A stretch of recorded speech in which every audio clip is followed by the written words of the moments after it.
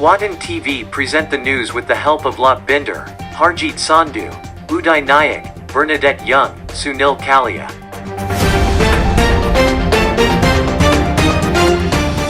My Radio 580 AM is a locally owned, ethnic radio station based in Edmonton, Alberta, broadcasting 24/7 to over 90% of the province's population with a focus on diverse programming and news in multiple languages, including Hindi, Punjabi, Urdu, Arabic, and Filipino.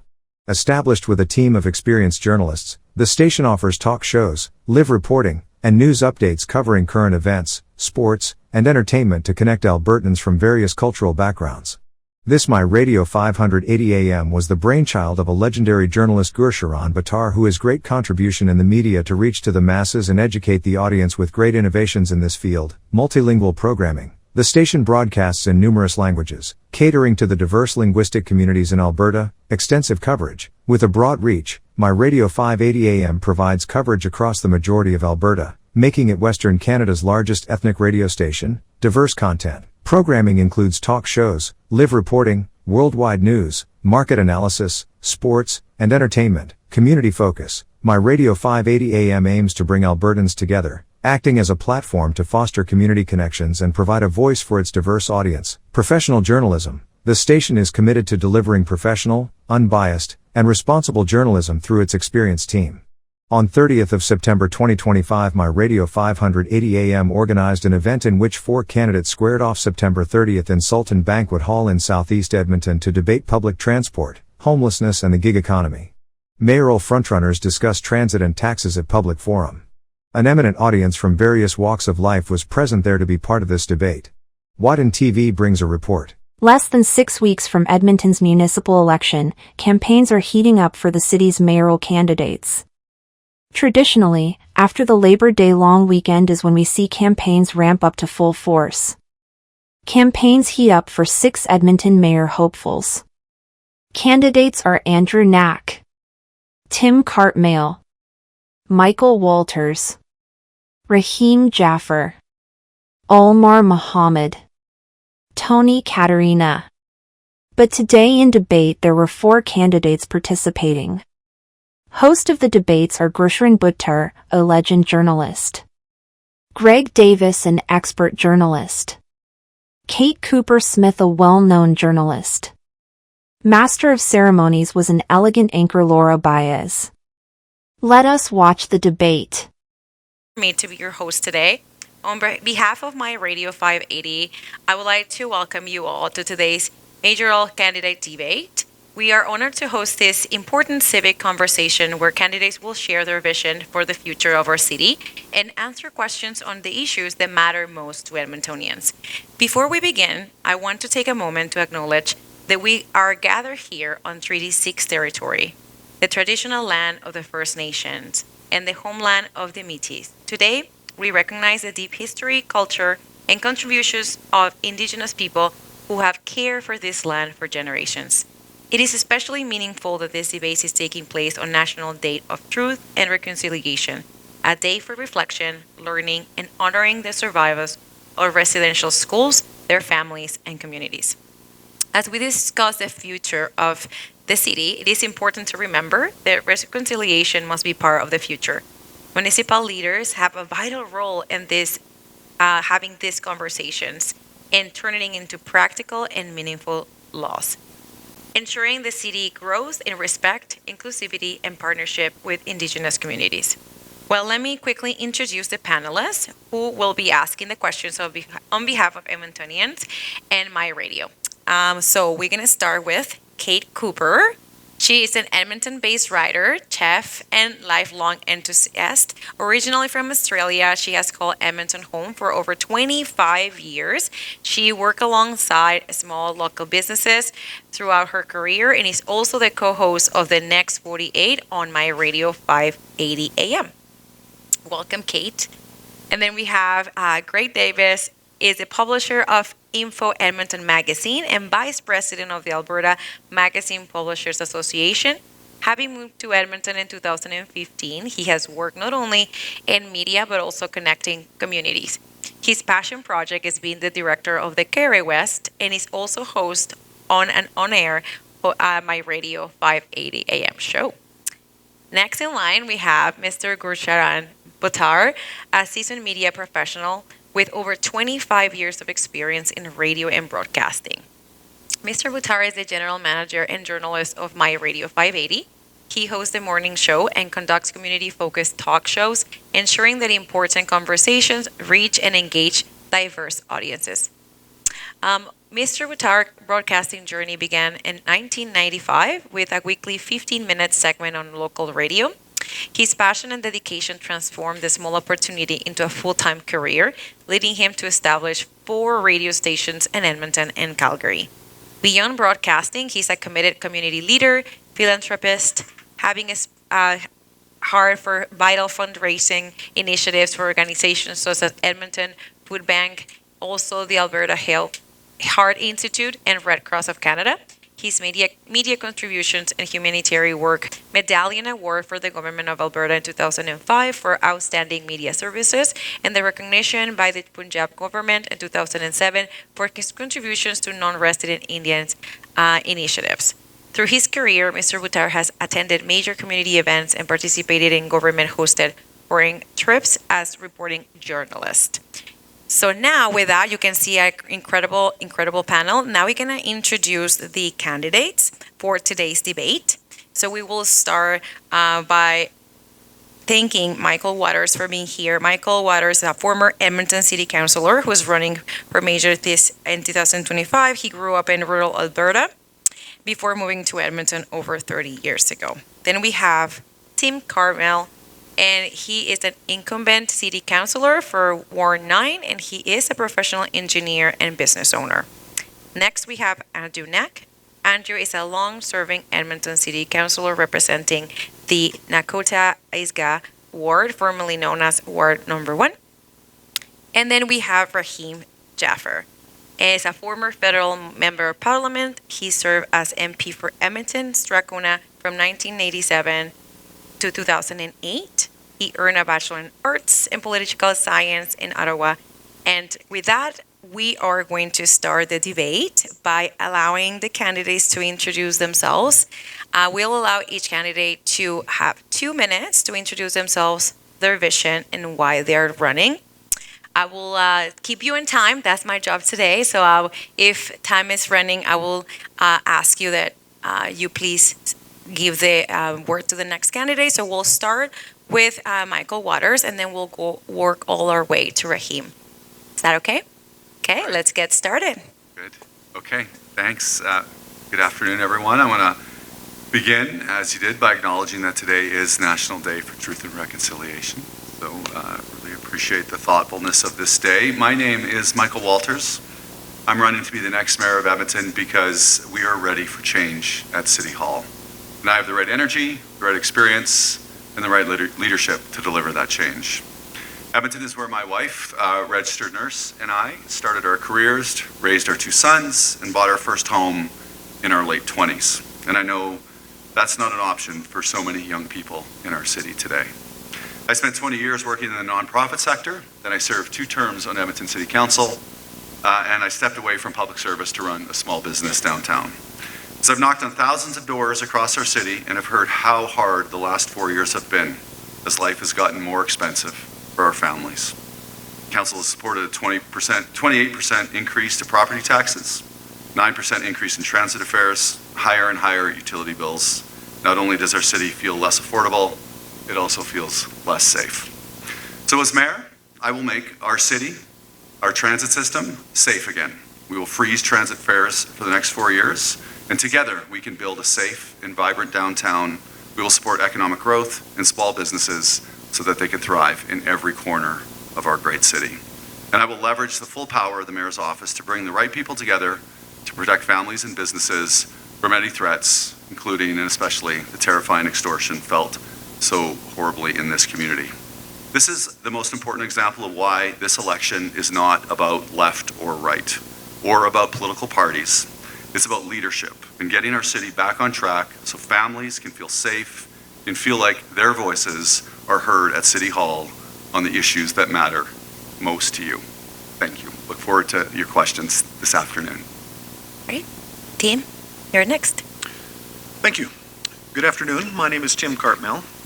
I'm a lifelong Edmontonian, a professional, and a two-term city councillor. Edmonton is where my wife Kathy and I raised our family, built our business, and built our lives. I'm an engineer who spent 30 years building communities you can trust, solving problems, delivering projects on time and on budget, and asking the tough questions when the easy answers weren't good enough.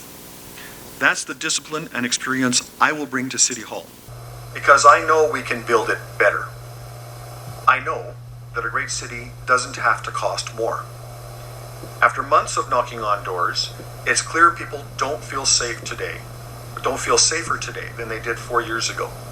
Parents don't want their kids on the LRT. Too many seniors feel anxious walking to the store. Disorder is up, and so is the sense of fear. As mayor, I will launch a safe street strategy that combines visible policing with community partnerships, bylaw enforcement, and support for those struggling with their addiction and mental health challenges. We also need to get our fiscal house in order. Edmonton has some of the highest property taxes in the country. Businesses are choosing to invest in Nisku and Atchison instead of in Edmonton. That means fewer jobs and fewer opportunities for our residents, for our kids. And then there is how we move. We need to do our part by building smarter and faster, fix roads and bridges before chasing vanity projects, and focus on housing in the wide open spaces where it makes the most difference. Blatchford, Northlands, downtown. Growth can't just happen to us.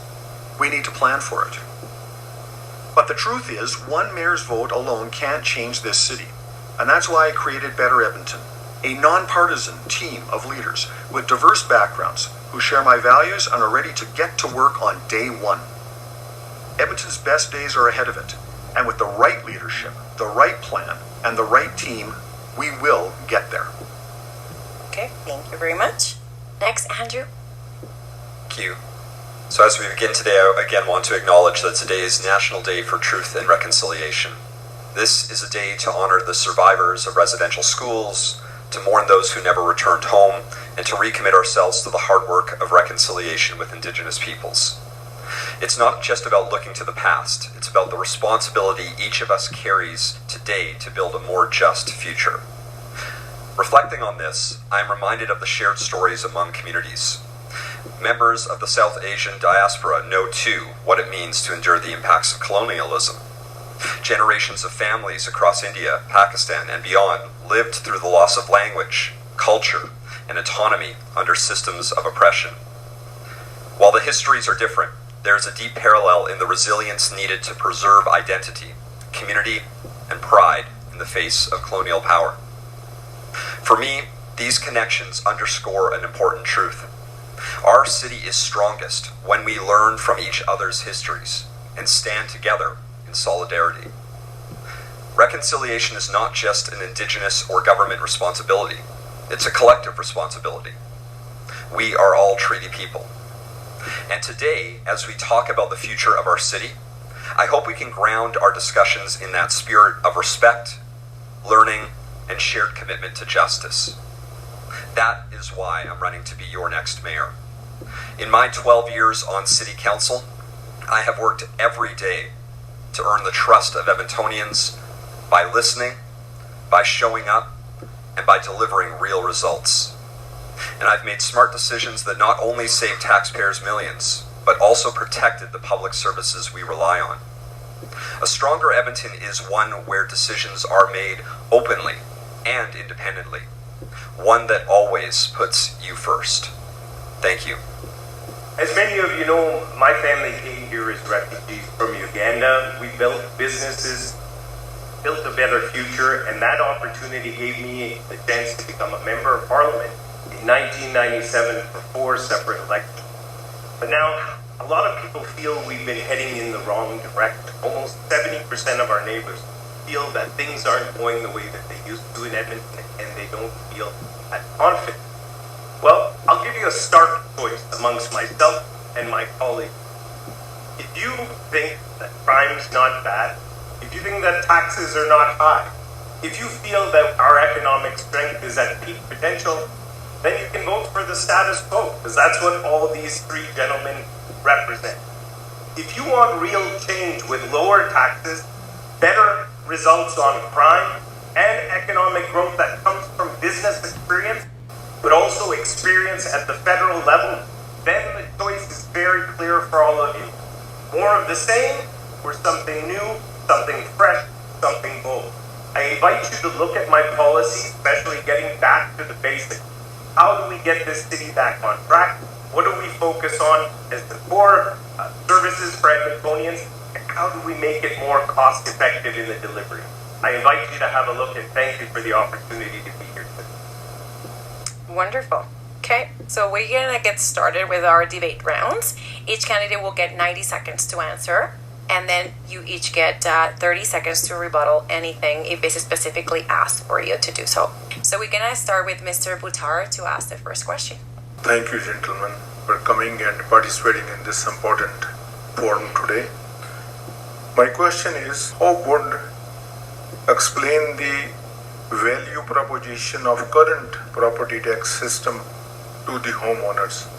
I'll start with you, Mr. Michael and Walters. So I think the value proposition of taxes has historically been clear. People pay taxes for basic services, snow removal, public safety, emergency management, police, fire, parks, just a good functional city that attracts the kind of investment we need to create the jobs so people can build their lives here. I think what we've seen in the last 4 years is an excessive set of tax increases that's actually not about our public services or paying for growth. It's more about forcing our city to lose competitiveness. So what we've experienced when you have this kind of high amount of tax increases is we're losing businesses and investment to Nisku and Atchison, which ultimately has a pretty negative effect on families. There's less employment in the city, farther commutes to get to jobs that are in those communities. And ultimately, when we have less of a business tax to rely on, we're going back to property tax owners to pay more money for fewer services. So it ultimately makes life less affordable and more expensive for our people in Edmonton without the same quality of services they expect to build a city. So we pay for growth with a strong economy. I don't think that's clear to the members of the last council we've seen some of the highest tax increases that we've ever seen. And as a result, we're seeing businesses leaving our city and not investing in our city. And we're not seeing the value. Time is up. Thanks. Mr. Cartman. I think that's the question. What is the value proposition for the property taxes that you're paying? I think I have heard from a lot of people that they don't see the value proposition. Taxes are going up and services are going down. And I think this is why. At your kitchen table or at your boardroom table, you will examine how much money is coming into your home or coming into your business. You will examine what your obligations are, your mortgage payments, your grocery bills, your fuel bills, your utilities. And you'll analyze that, and if there's enough money left when you've paid all your bills to go and do something like build a fence or build a deck or go on a vacation, then you will go ahead and do that. But if there isn't enough money at the end of the obligations, then you won't. If you want to do some of those things, you will save your dollars. That's not the way the City of Edmonton has been managing its budgets, and that's why I've largely voted against those budgets. Because what the city does is it goes and says all of the things that it wants to do, and then just simply takes the money from your pockets and does them. What I'm going to do, when I'm elected, is establish a blue ribbon panel to do a line-by-line examination of the budget, to make sure that we are prioritizing the things that are important to you, that we're properly allocating the dollars we're already taking from your wallet to those services, and when we run out of money, we run out of things to do. Thank you. Mr. Nick? Thank you. So I believe we need to make sure we have a responsible budget. We need to make sure we're investing wisely in the services that people need. I also want to make sure that we're not going back into an austerity approach. Think about the investments that have been made, even in this part of the city in the last few years. Things like the Valley Line Southeast LRT, a very well-used service, something that's really critical. We've expanded our bus service across the city to serve more communities, more people. We built recreation centers and libraries to allow people to have those opportunities to connect with community, connect with each other, to learn, to grow, to stay fit, to stay active. And so my plan is to make sure that we continue to invest in our city.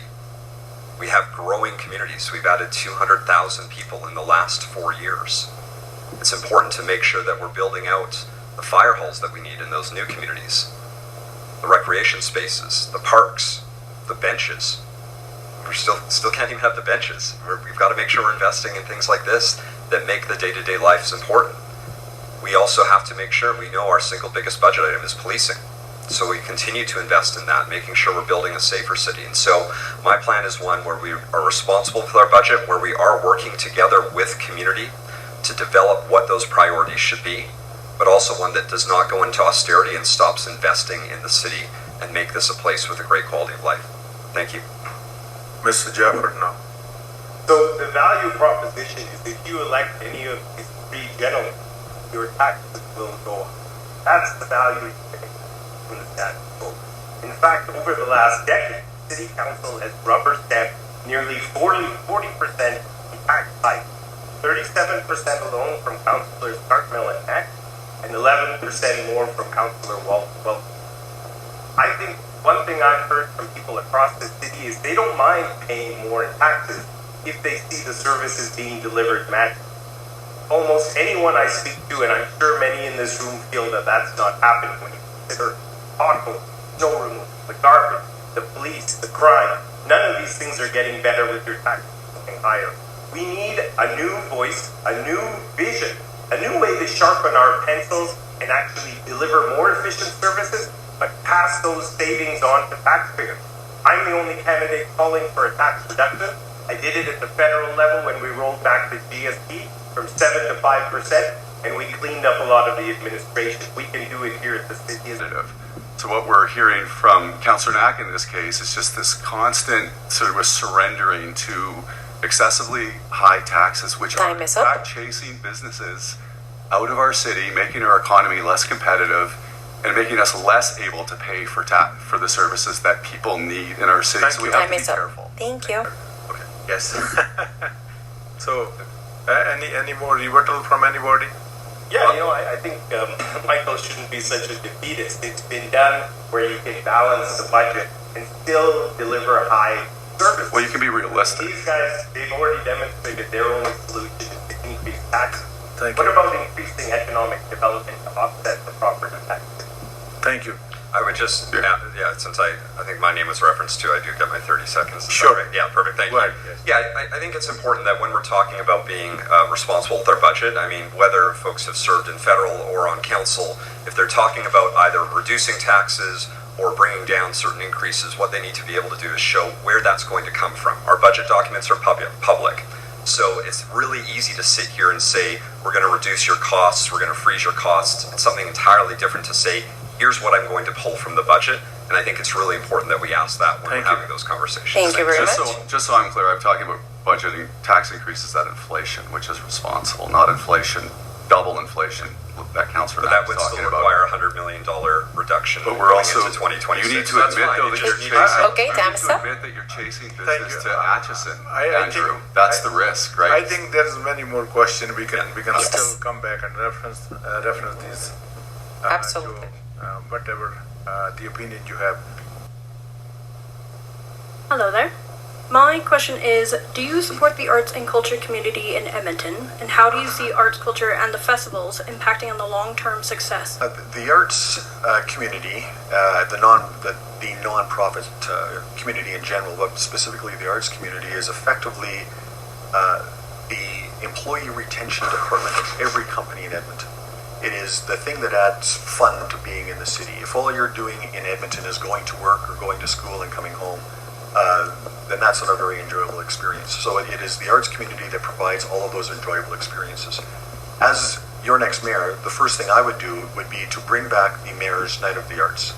Now, this would not be something that would be in one of our theaters, in the Windspear or in the Jubilee Auditorium.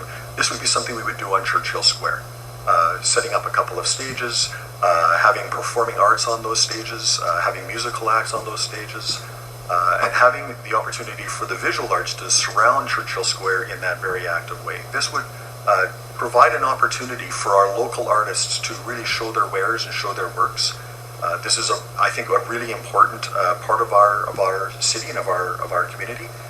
My son actually is in a band, and he appreciates every opportunity that he can get to go out and perform in our local venues. My great grandfather was a founding member of the Edmonton Art Society. So the arts are very close to my family. We value the arts in my family, and we recognize just what a big part of Edmonton the arts community really is. We need to sustain it, we need to fulfill it, and we need to empower it in every way we can. Thank you. Mr. Knack, next. Thank you. Yes. So the short answer, yes, support the arts and culture community, but it is expanding on that. It's talking about how we're investing in the various programs in the communities. As a city, I think what we've seen a lot, we see some very long-standing festivals and events that continue to get city support each and every year. I think the one area we do need to do a bit more work on is that as we continue to start new events and new communities, there are new events that are smaller in scale that sometimes have a tougher time accessing that city funding to get off the ground, and then to be able to grow and expand into the next Heritage Festival or the next Fringe Festival. So we need to make sure that as a city we continue to invest in those, because we have so many communities doing incredible work. I mean, literally every weekend there are multiple communities hosting different festivals and events. We should continue to support those. They are the lifeblood of what makes the city so great, and it's more and more it's able to showcase the diversity of our city, and everyone gets the chance to experience that. So that's why as a city we need to make sure that the funding is more stable, so that groups can plan for that over multiple years to be able to focus more on growing their festivals and events and less on just trying to find that next grant for the next year to hopefully keep that festival alive. We know how much it matters, so very supportive. We need to provide more stability. Thank you. Thank you. Mr. Jeffers? You know, I support the arts every day in my restaurant. In fact, this morning we had a group of jammers, some senior musicians come and play together, give them a safe space to play, and in fact we host a number of events at my restaurant that do work with the arts, whether it's literary arts, visual arts, and of course the music. So Tim, if your son wants a place to play, he can definitely come over to our restaurant and show his wares, because we do have open stages and other things.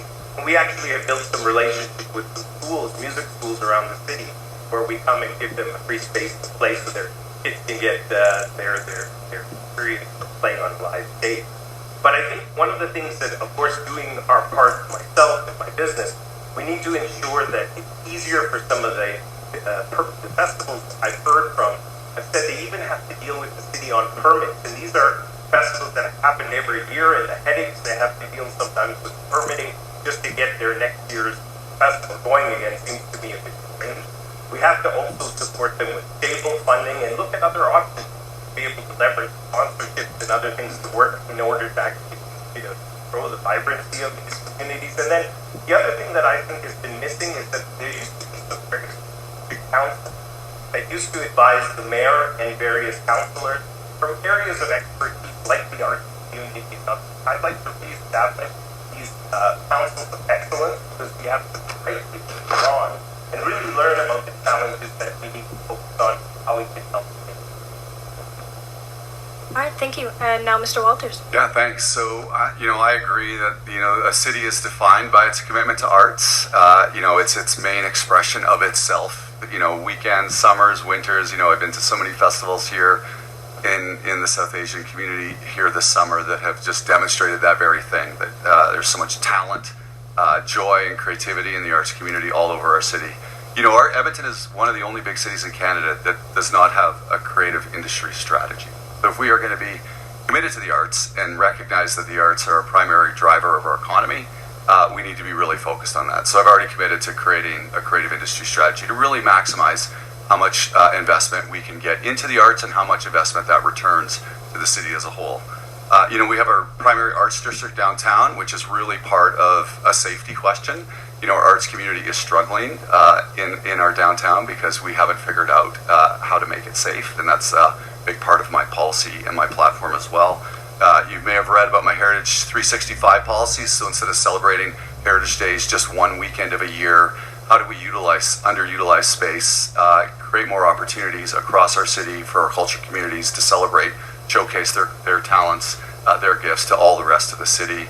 And I also talk about, when we talk about red tape, One of the ways to make our LRT stations safer is to create commerce, art, and vibrancy in them by reducing red tape, cutting licenses and the red tape to get buskers and musicians and bands and artists to work in our LRT stations to make them fun and more safe. So there's just a few things. My website has a comprehensive arts policy. I'm proud to share. Time is up. We're not going to debate how much we love the arts. We all love the arts. Well, I mean, if you guys want to debate it. Oh, yeah, it's okay. I love it more. Awesome. Thank you, gentlemen. My question is, starting with you, Mr. Knack. What are your thoughts on the privatization of the Edmonton transit system as a model to improve the current system? And can you provide a alternative solution for improving rider safety? I don't support privatizing our transit system, just full stop. If transit was going to make money, there would be many companies running municipal transit systems. They don't. It's a core public service that people rely on, so we need to invest in it. In fact, we need to invest more. We've added about 200,000 service hours over the last 4 years. We need to add more, and we're going to do that once the next bus garage is built, but we not only have to have that one built, we need another one to make sure there's enough of a bus fleet, but that has to be publicly run, because that's the only way to ensure everyone has access to what is a critical service.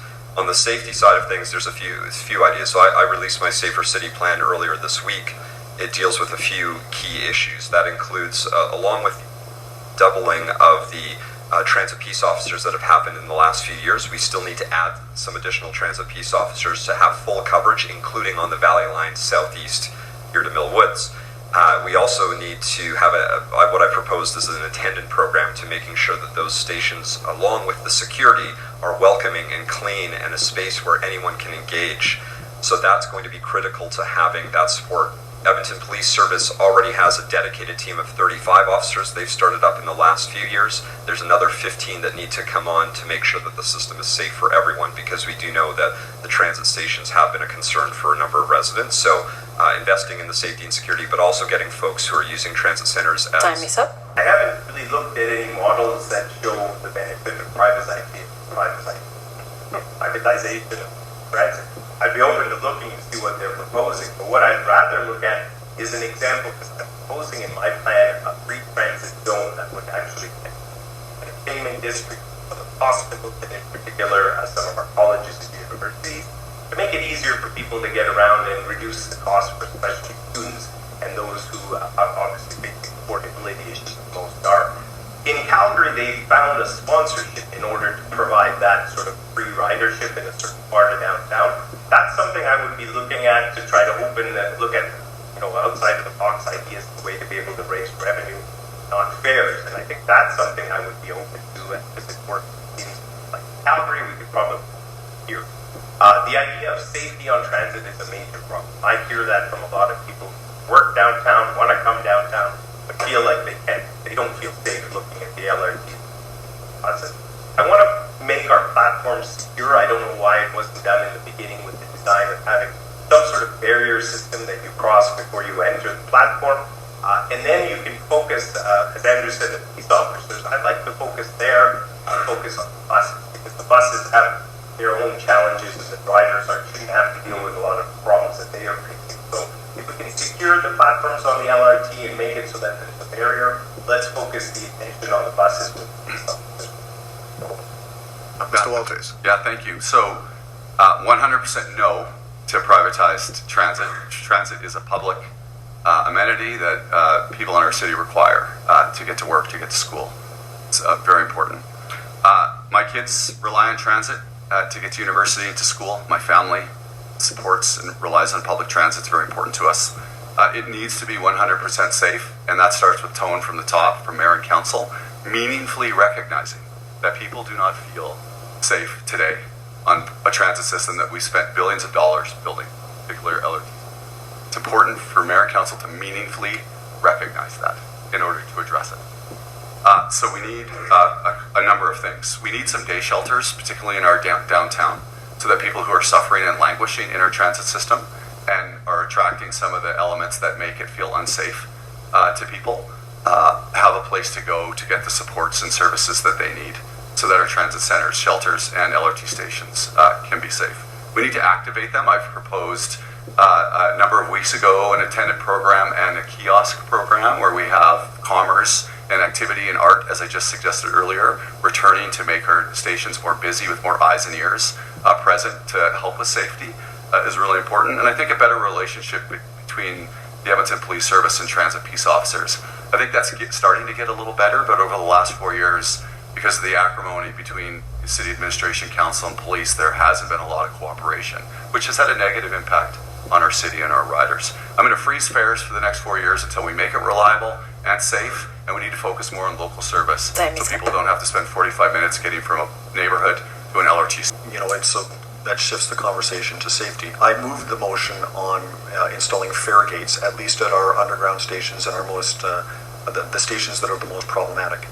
And that motion was not passed by the current City Council, so I would immediately bring that back. And fare gates actually addresses both of the things that we're talking about here. By introducing fare gates, you ensure that the people that are in the transit system are actually using the transit system for transit.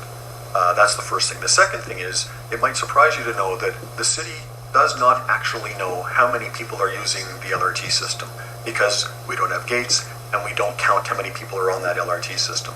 So Mr. Jaffer's idea that we need to somehow entice people back with free fares, we have a lot of people that are already riding for free because there's nothing to stop them from riding for free. So the first thing we need to do is actually understand how many people are on that system, what the fare revenue should be, and how to actually ensure that those people are paying a fare.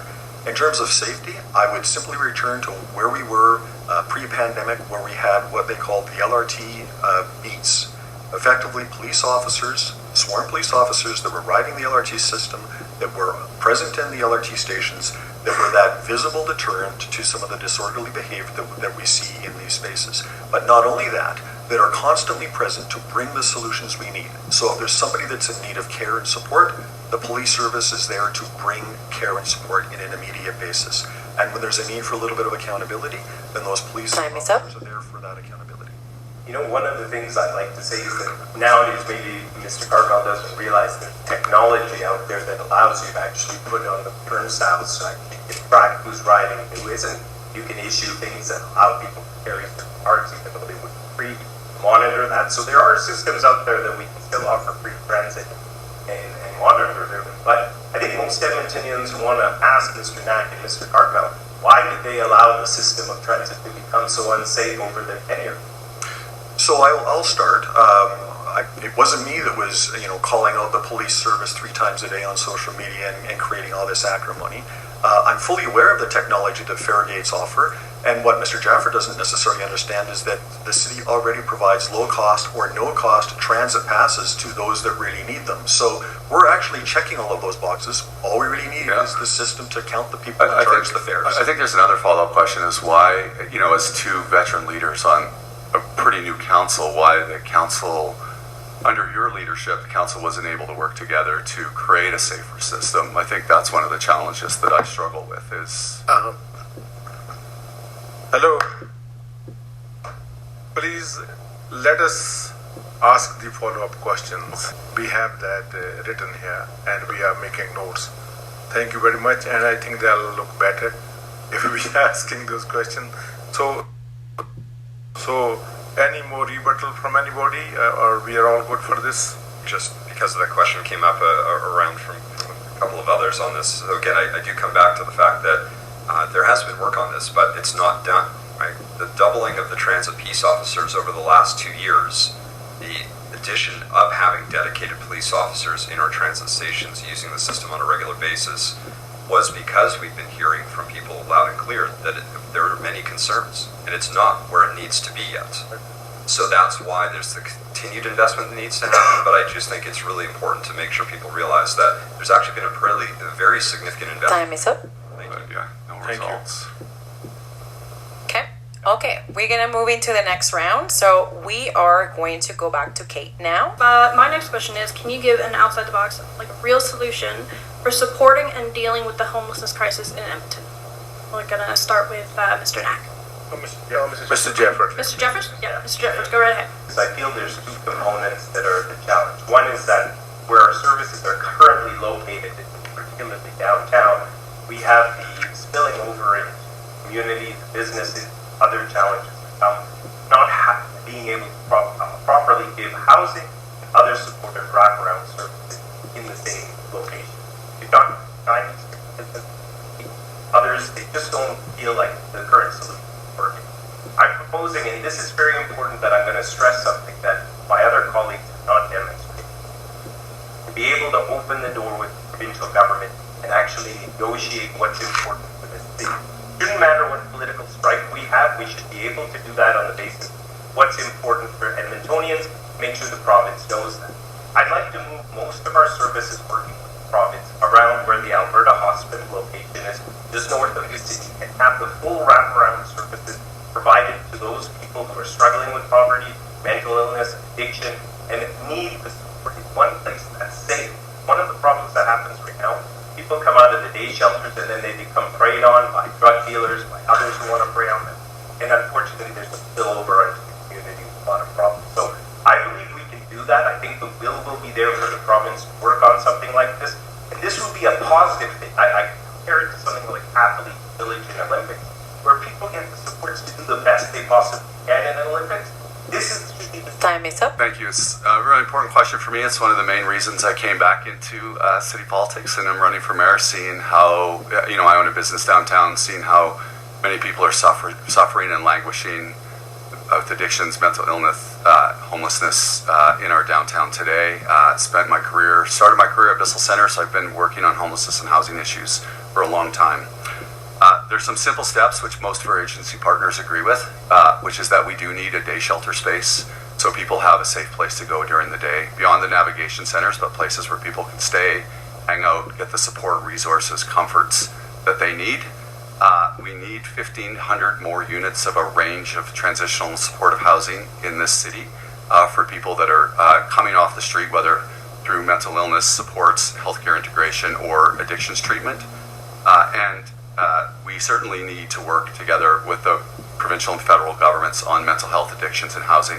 If any one order of government could figure this out, they would have already long done that. This sort of naive notion that a city can go it alone is frankly unsafe for people who are vulnerable, and ultimately will involve more policing where they don't want to be involved in social issues. There was an opportunity to show leadership from the city in the last 3 years on overdose response, on camera response, on day shelter response, but that leadership wasn't taken because it's expensive, and we realize Time is up. I think that, first of all, we need to amplify and support the community efforts that are already in place that are helping our homeless population to either get back on their feet or at the very least find shelter. So a couple of examples. The Al Rashid Mosque is always there to provide shelter, particularly in the coldest months. And what can we as a city do to amplify and empower more of that kind of activity? I had the pleasure of a few weeks ago of visiting the Sikhs for Humanity Food Bank, where a very quiet, not necessarily a very well-known agency, but an agency that is trying to provide some help when it comes to food security, some help when it comes to getting the goods, the household goods that people need for their home in a less expensive or even free manner. I think we need to try to find a way to empower more of those agencies to do that kind of work. And the thing I would point to in terms of government relationships would be urban reserves. There's an opportunity for us to support the Indigenous communities that are disproportionately represented amongst our homeless communities, but in a way that is more culturally sensitive and that respects, particularly today, that nation-to-nation relationship that should exist between our federal government and our local Indigenous nations. And appreciate that while we'll want to try to work with the provincial government, because mental health and addictions, housing and homelessness, shelter operations is primarily their role, we have to be willing to stop just trying to fill in the gaps and be willing to act. And so that's what I'm proposing, which is taking the money that we're already spending every year. We're spending about $91 million a year, filling gaps. We are building housing, but we need to use that money and treat this issue like it is our jurisdiction. Too many people are dying on the streets. That impacts. We're seeing every winter more and more people who are having amputations. So those individuals need a humane solution. They need permanent supportive housing. We all agree that we need the right number of housing units of permanent supportive housing spread out across the city. We need to have those day shelter spaces, but we also need to have more mental health and addictions care across the city. but also spread out across the province, because we do know that part of the challenge that we face is folks will come seek out services here in Edmonton because they don't have those available to them. We're seeing that in Red Deer, where I had a chance to tour their recovery center. They're at the point now where folks that have finished their recovery program do not have post-recovery housing to go to in the community. So again, this is why the city needs to take a leadership role. We'll work with every partner that's willing. That's currently the federal government, nonprofits, private sector, and hopefully the province as well. The extreme weather and burns in encampments. The city did have the opportunity in the last 4 years to show this kind of leadership, not wait for the provincial government on encampment response, on overdose response, but chose to make statements instead about this is the province's responsibility. So I think there are places where the city should lead. I would have led in those cases, but we certainly can't be naive and suggest that we can do this ourselves. Mr. Nick. Yeah, thank you. I think what's important to note is that the city did take leadership by actually building housing. And that's important because at the end of the day, if you don't have those spaces, those 24/7 spaces where people can get the mental health support and care that they need, they'll find themselves back on the street. So we took leadership by spending the money on building housing, and amputations went up. Ignore that. We're going to finish the first 30 seconds. I think we should let one gentleman speak. Yes. Forgive me. The one thing, though, I'd like to add on this is that many, and I hope many of you haven't had to experience our emergency rooms at the hospitals and unfortunate wait times that are involved now, because we've somehow really intermingled the whole issue with dependency and everything else that obviously the hospitals are trying to manage, and it's becoming very difficult for them, and hence the long wait times. By creating the idea that I said of this opportunity around Alberta Hospital, you're going to declog the dependency issue and focus on it in one place, giving mental supports to those people. Free up them. Mr. Cartmel. Yeah, thank you. So Andrew's right. We have been spending $91 million a year on housing supports. The city is trying to fill the gaps and take a leadership role on that, which is both a blessing and a curse. The more we do that, the more the province is going to let us do that. And so you're paying for those services with your income taxes that you pay for the province. For us to double down and pay for those services with property taxes means you're paying twice. So we've made the investments, but it's time to reinforce that relationship with the province so that they make them instead. It's their responsibility. Now we're going to go to Mr. Buttar. This question is very close to our heart in this part of the city. When ride-sharing companies were introduced in Edmonton, the taxi industry lost an estimated $220 million. The plate value is almost overnight. Those are real people, real families. Even today, both industries continue to operate under very different regulations. As mayor, what steps would you take to create a fair, balanced framework so the both taxi and ride-sharing industry can coexist and thrive in Edmonton?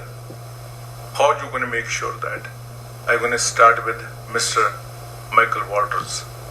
Yeah, thank you, sir. And this is a really important question, and of course, we all remember the debate. This ride-sharing disruptive technologies came to cities all over the world, so Edmonton wasn't unique in trying to address something, a very aggressive company that was, bringing its technology and its business model to our city. My approach then was careful listening about how, in fact, this would affect families' financial health, their investments, their future, trying to balance and build a bylaw that, dealt with the tidal wave of this new technology and our established taxi industry. And, looking back, I can probably look you in the eye and say we didn't quite balance it fairly. And I think, but with all bylaws and with all changes, we need to stay connected to the communities that are most affected. I've certainly learned in this campaign, the challenges that this community has on this issue, among many issues, and that our relationship and making sure you have a seat at the table on those important issues matter so that we do get it right. I think I know that bylaw gets reviewed regularly, and there's opportunities for council to adjust and to amend and make sure that equity and fairness is a big part of it. So I can't give you a very technical answer. is that, we need to learn from how we adapt to new technology, the mistakes we Time made, is up. to make sure we don't make them again in the future. Thank you. Mr. Cardinal. Thank you. So we have the same problem when it comes to things like Uber, rideshare applications and technology, and things like Airbnb. And that is that not only are they not governed by the City of Edmonton, they're seemingly not governed at all. These are worldwide companies that have the ability to allow technology to come right into the devices that we're all carrying today. And there's nothing that the city can really do to interrupt that, which makes it very difficult. Even if we create some of the laws and some of the barriers that should protect taxi cab owners and plate owners, it's very difficult to get these multinational companies to actually obey those laws. So we need to find a way to get them on side. What I think we have done is make sure that all drivers are required to go through the same training, through the same set of regulation. What I think we haven't done, though, for taxi and limousine drivers is reduce the red tape. The journey it takes to get licensed, the journey it takes to fill out all of those forms, the journey it takes where there's seemingly more checks and barriers and checks and balances for taxi and limousine drivers than there is for Uber drivers. So we can reduce that red tape, we can make it easier, and quite frankly, try to find a way to make it as equitable as we can, understanding that there's this technological and governance challenge that is really difficult for us. Mr. Nick? Thanks. So, yes, I think we're going to echo a lot of the same comments here, which is that obviously these two technologies now exist. They've been existing for a while, and it's the continued refinement. So, as mentioned, we've recently gone through and updated the training requirements for the transit groups like Uber to making sure they're held to a higher standard because they were on a different playing field and that wasn't the right thing to do. So it's good to see that change has been made. We also need to look at the costs, and it might be the licensing process, it could be the actual ability of what can be charged.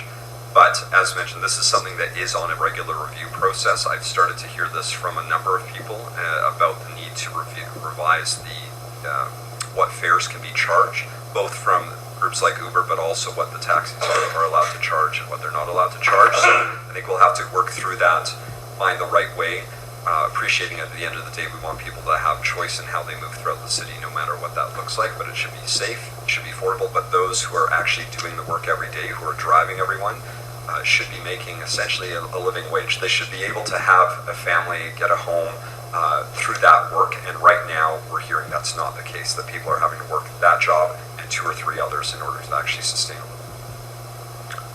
Mr. Jefford? I understand that sometimes it's tough to deal with technology as it continues to proliferate and get into different areas that we may not be used to, but to have that industry be hit by $220 million, especially from a licensing system that so many people invested into, and overnight it changed and completely was decimated for a lot of livelihoods of people, is completely irresponsible. There's ways to be able to bring some of these technologies into light and level the playing field. And I'll give you an example of one I would like to continue to explore to even out, is we have delivery services, and many people in this room are restaurant owners, and you pay 15, 20%, even up to 30% with Uber Eats, with Skip, with all of these things, yet their business licensing is completely not reflective of how much they collect from people whose infrastructure, the restaurants, the taxes, everything else, they are paying all of that plus the 20 or 30% on top, and these guys don't pay any taxes to the city when it comes to a business license category that you could get more revenue from.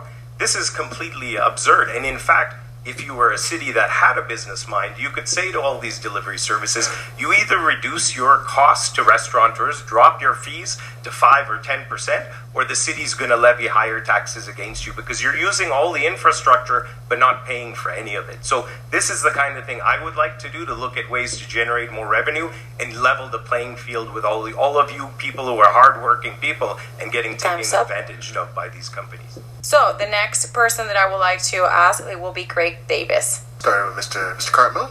It's a two-part question. What are your thoughts on revamping or examining the regulations around the real estate development and sales industry to tackle concerns around infills, real, actual affordable housing and selling practices? And if elected mayor, how would you keep this industry in check? Well, thank you for the question. So when it comes to infill, I think that there's effectively two things that I want to do. It's going to be tough to summarize that in 90 seconds. But the first is shift our emphasis to the great big spaces where we can actually make a difference. Edmonton is still a place. It's a small city where you can get all the things you're looking for, but big enough that you can get all the things you're looking for, but small enough that you know your neighbors, that you can get a home and a little piece of land here. That's our competitive advantage. So housing affordability is something we really need to keep in check. And the best way we can do that is by building the supply that we need to fight against housing increases in those great big spaces where we can put thousands of units. Places like Blatchford, the old Northland site, downtown, some of the university properties. And that takes the pressure off, these spot infills in established neighborhoods. So the other thing that I would do would be to immediately change, within 40 days of the election, our current zoning bylaw to protect those established neighborhoods. A better restriction on height, a better restriction on setbacks, a better restriction on the number of units in a building, a requirement for on-site parking, a re-examination of our district plans with actual engagement with actual people that live in those actual established neighborhoods.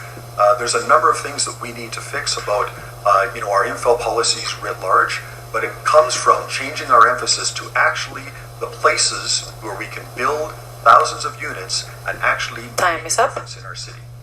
Mr. Knack. So I'll start with how we keep it in check. So we do have a dedicated enforcement team. That team has grown as of very recently, but it needs to grow larger to be able to more quickly respond when infill isn't being built properly beside a next door neighbor. And that team can grow in size by making sure the permitting cost includes the cost of the enforcement. But I'll focus on the overall infill piece because the city of Edmonton is currently the most affordable major city in Canada. We didn't get there by accident. We got there by making deliberate decisions over the last decade to provide more housing choice across the city. That includes in those larger areas, but it also includes our older communities. I live in a mature neighborhood as well that has a lower population today than it did 50 years ago. So we need to make sure that more people are coming into our mature neighborhoods, that those housing choices exist, because without a variety of housing choices in all communities, the people under 40 who are already still struggling to afford a home will definitely not be able to get a home if we start restricting that. The other piece we need to be careful about, part of what the changes that were made in our most recent zoning bylaw allowed for things like more multi-generational households. So many of these homes in the past were built in ways that didn't allow larger family sizes together. There's a home in the West End where they have split front and back as a duplex, and then the basement suite. The grandparents live in the front in a fully accessible suite. The parents live in the back with an upstairs, and the grandkids live in the basement. That type of housing was extremely hard to build under the old rules. Under the new rules, it's much more possible to do that, and we need to keep allowing that choice. Mr. Jeffrey. Our family's done some development in this city when it comes to hotels, commercial property, and other things. And so one of the things, I know that we've done this on our own, but you asked particularly about, how to keep developers at bay in times when they're influencing certain things. Well, one way to check that is who gets most donations from developers and where their interest might be. That's something that I think would be valuable to find out. But the other thing about infill is that we've had this huge problem where we had this blanket zoning bylaw come in and really kill these neighborhoods that have been old, mature neighborhoods where not only has it changed the whole fabric of the neighborhood, but it's affected the livelihood. We talked about the taxi issue earlier. It's affected the livelihood of Edmontonians' number one security, which is their home investment. Some of these people, unfortunately, have had 8 plexes come in between two single-family homes, and it's just killed the value, and we haven't been respectful of that, and I want to change that, ensure that some of those neighborhoods are maintained and that mature characteristic is preserved, but also look at options outside of the box. The Smiley community, the community I belong to, has built a great affordable housing and multi-generational place in Calgary that's called Generations, and they did it, and it's open to everyone, and they created a real space looking for the future that's affordable. We've got to work with these kind of people, these developers and others who have that same mindset, create the incentive for them and look at housing like this for the future. Mr. Walters. Yeah, so we need more housing, less red tape, full stop. I told you earlier, my wife and I bought our first home in our late 20s. I was a nonprofit worker. She was an early career nurse. That's not the case for people today. We are losing our affordability edge. In 2021, I would say we had the most progressive and aggressive housing strategy in the country, where we had housing choice. And I think in the last 4 years, it's become more restricted, with primary focus just on mature neighborhoods, and we've lost our mojo on many other areas. We created a city plan that Time is up. That was it. 30 seconds. Oh, no, continue? no. Okay. Oh, sorry, Mr. Walters. Trying to keep you on time. Yeah. Gotta get 6 Okay, keep it going. Okay. That's okay. I was in such a flow there. We do have the opportunity to build some of our suburban communities that we need to plan south of 41st Avenue.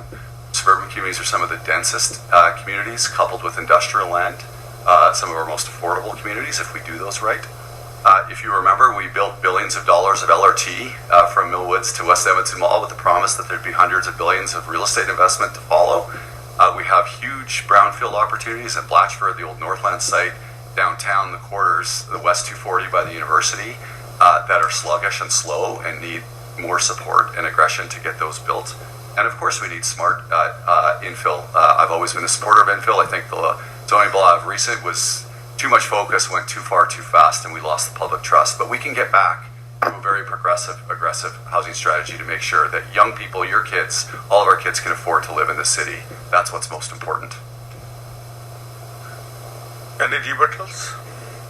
Yes, Mr. Nag. Yeah, I want to touch on the point in 30 seconds. So we certainly still need to do refinement on infill, but I do want to mention that when that public hearing happened back in October 2023, those who were in support of the changes were those who were under 40, the ones who were telling us they can't afford a home.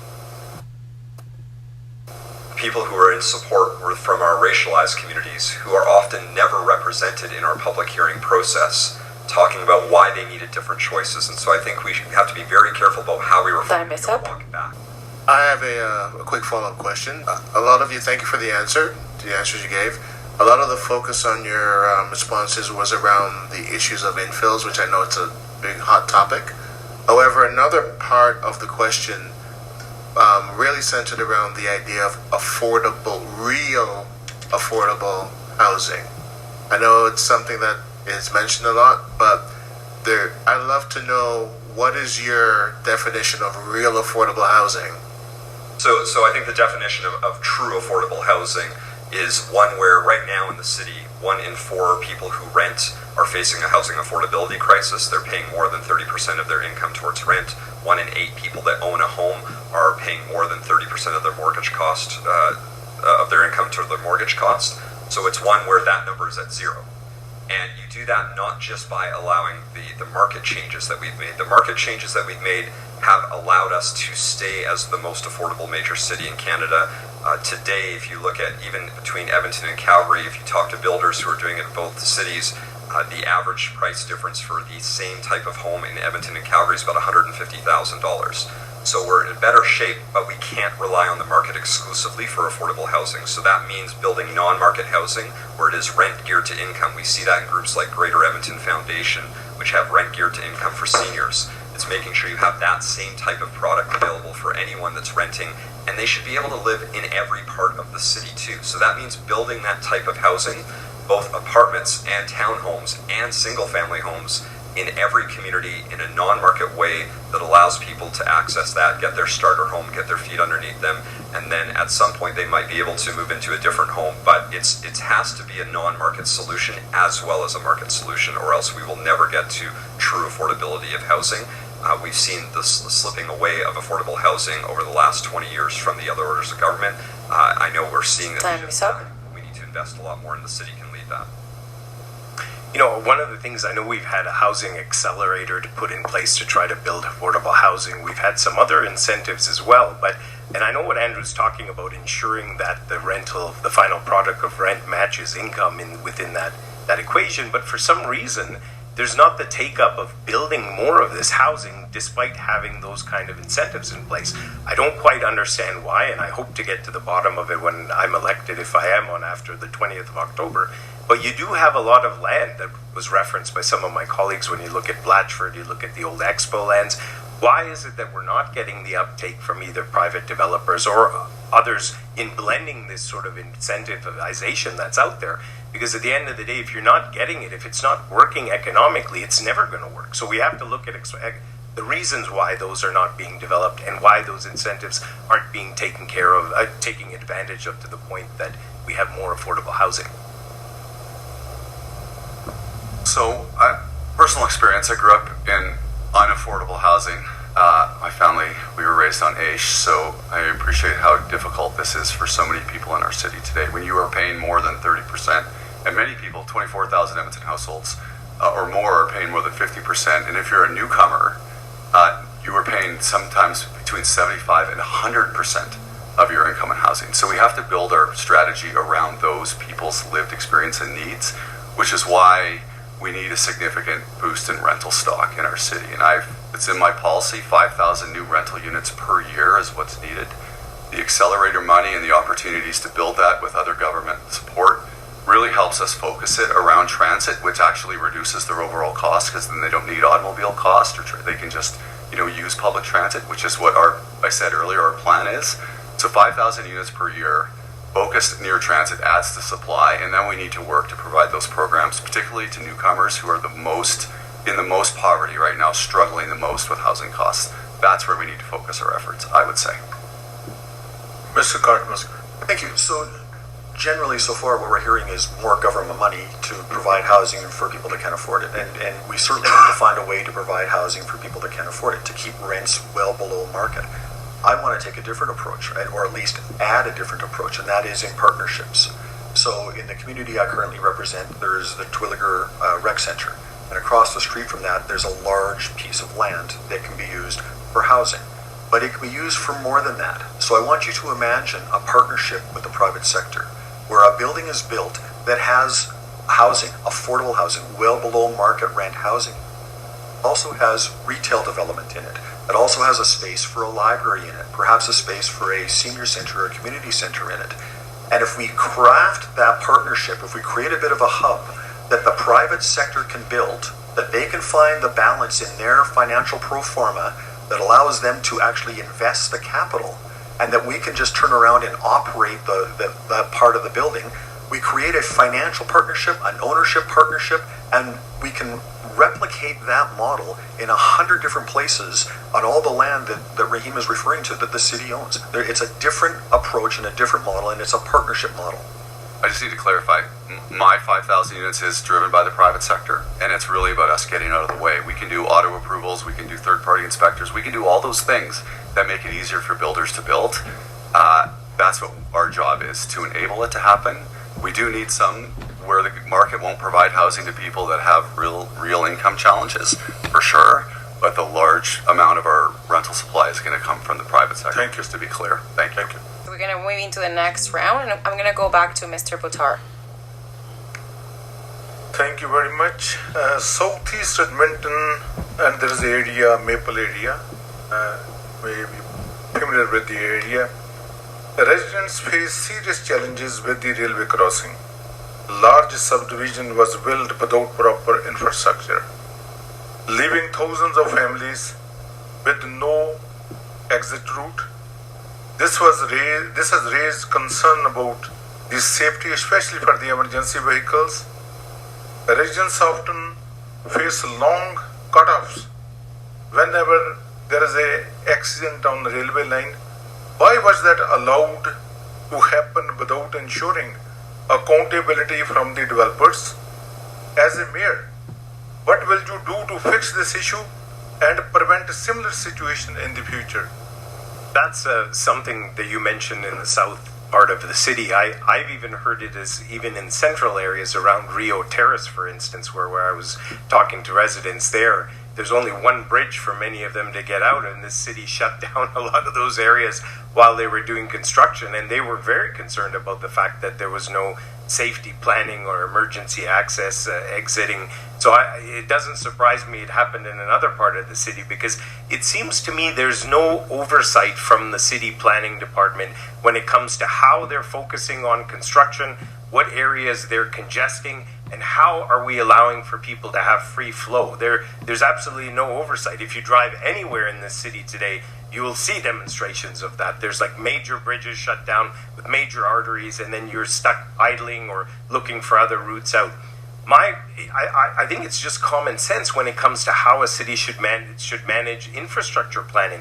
You look at one sector, you focus on the areas that are most urgent, deal with those, and then move on. You don't congest half of the city with all stuff. And I'm sure you've driven by some of these construction sites. There's nobody even working. All the signs are held up and there's no one even working. Now, I understand, again, they move on to different sections and try to itemize it, but there has to be a cleaner way, a more effective way, and a more efficient way to do this without restricting limiting the people to move around. That's one of the city's responsibilities, allowing people to move. Mr. Walters? Yeah, well, I think certainly our suburban design standards don't allow that. I think there's a regulatory process where we get, these area structure plans and neighborhood structure plans where we understand, how transportation is designed and planned for these communities. And ultimately, this circumstance is a bit surprising to me to hear. And from a governance perspective, administration brings us recommendations. We oversee those recommendations, but I think that is something that should not happen. And that really is a governance question about, we have to make sure that our administration is doing their job, not bringing those kinds of plans with that sort of follow-up or infrastructure planning and execution to us, so that it results in the circumstance that you're describing. There's really no excuse for it as far as I can see. Mr. Cartmel? Thank you. There's an old adage, an ounce of prevention equals a pound of cure, right? So now we've got a situation in Maple that we have to cure. So it needs a great separation, right? Either the road goes over the railway or under the railway, and we need to start that right away because it is unsafe. If the train gets too long and blocks both entries, or if there's an accident blocking the entries, then you can't get in and out of Maple, and that's just not safe. What we need to do is be more methodical in how we build out our city. So we need to make sure that as our developers are building at the edges of the city, that they're not leapfrogging, that they finish one community before they start the next, that we get a deliberate, constant and enabled, but a deliberate construction of the edges of our city. And as we do that, we make sure that we're talking about what the constraints are to allow people to move in and out of that next community. One of the things that it might surprise you to know is that the city owns an artificial intelligence model of the entire traffic network in the entire region. They can model traffic. They can tell you if you close a road or close a bridge, what will happen to the rest of the network. So the things like this are absolutely predictable.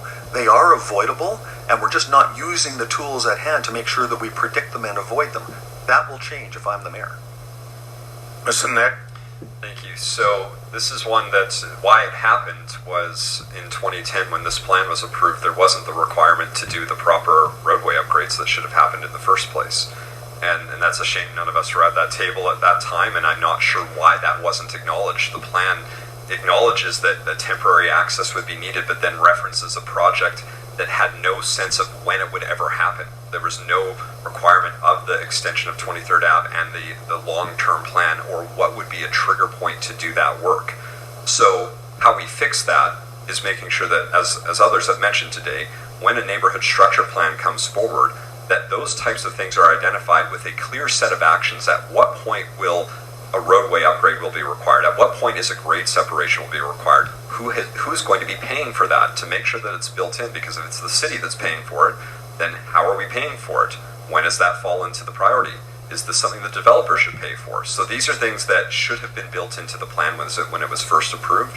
I cannot for the life of me understand how it wasn't captured at that point in time and flagged, but it's something that going forward, similar I think to the others, is that as these new plans come forward, there needs to be a clear identification of infrastructure prioritization, roadway upgrades, grade separations, and that has to be approved at the start before the first home gets built. I have a follow-up question. Similar situation happened in Strathcona County. They were building a area other side of the railway traffic. And city put a rider with the approval that unless that bridge is built, there's no occupancy there. They cannot hand out the residence to the the house to the rightful owner. They have to the builder have to take the responsibility to build that before they hand out. Mr. Butler, that's called conditioning. There should be conditions on further development that says until the developers of the city solve this issue, that further development can't happen. And that is a tool that the city has, and it should be employed. You're absolutely right. And I think it's good for us to answer those questions. It would be a good question to ask at your councillor forum too, because these things live beyond councillors. Yes. Right? And new councillors have to be on top of that stuff and be accountable for that stuff and make sure that this council is a continuum, right? These issues live beyond one person. Thank you very much. Okay, great. So, my next question is, it was recently reported by the CBC that it was done in 2022. The city and the province paid $400,000 for a study to be done on the environmental impact of the city-owned buildings and infrastructure.